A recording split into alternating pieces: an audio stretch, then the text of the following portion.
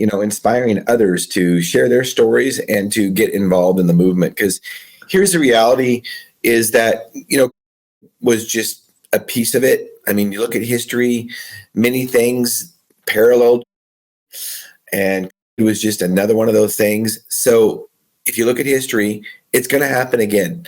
And we need to have individual liberty when it comes to many things. And that's including when we put any kind of medical treatment into our body. Yeah, they're hitting us from all angles. The medical aspect is a component, right? But we're getting worn down and ground down from so many areas. Interesting point on the event on the 28th. We have Vera. I think her last name is Raviv. She was a Holocaust survivor. I've heard the name. Yeah, she's amazing. I was fortunate to spend some time talking with her recently, and she's going to be part of the event. And history repeats itself.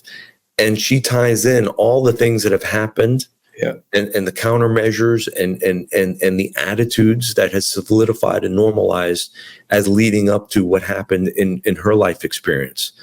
So it's really important that we realize none of this is new. You see it; it's been going on.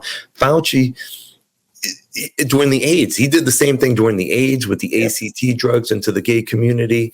Yep. They all fought him. He was the big villain. He was in the movie. What was the Dallas Buyers Club? I think is the name of the movie with Matthew McConaughey and Jared Leto. I think were in it. And here was a big motion picture about this big villain who everybody can hate, and yet he was still in office all this time.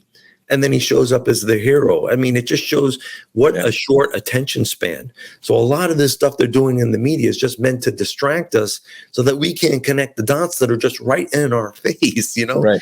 Here's this caricature of a villain who goes on to continue to mass murder people. And it's not just him. He's just the willing pawn who's able to facilitate it. Right. There's a lot. He's not actually pulling the strings. Yeah. Yeah, he's willing and he's guilty. He's not innocent by any means.